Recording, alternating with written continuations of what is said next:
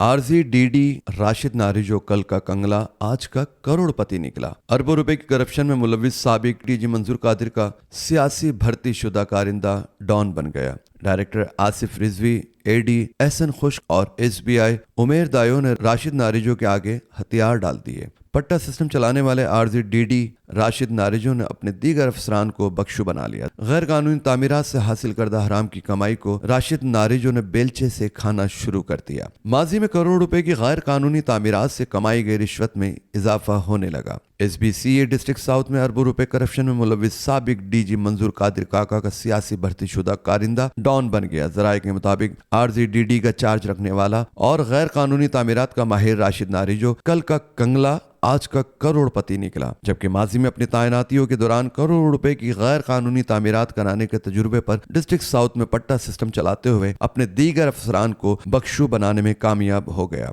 RG DD Rashid Narejo Karachi समेत हैदराबाद के दीगर इलाकों में नक्शे के बरखिलाफ गैर कानूनी तामीरात करा चुका है। माजी में मुतअद्दिद इंक्वायरियों और मुअत्तल होने के बावजूद सियासी असर रसूख के इस्तेमाल पर कौमी खजाने को करोड़ रुपए का टीका लगाते हुए शहरियों की जिंदगियों को खतरे में डालने का सिलसिला जारी रखा हुआ है। वाज़ेह रहे कि डायरेक्टर आसिफ रिजवी भी कोरंगी में गैर कानूनी तामीरात से तैयार करदा बिल्डिंग गिरने के बाइस इंक्वायरी और मुकदमात का सामना कर चुका है, जो अपने दीगर मातहत अफसरान जिनमें एडी एहसन खुश और SBI उमर दायो के साथ मिलकर आरजी डीडी राशिद नारिजो के सामने हथियार डालते हुए इसका बख्शू बन गया। बतौर रिश्वत से गैर कानूनी असासाजात में इजाफा होने लगा है।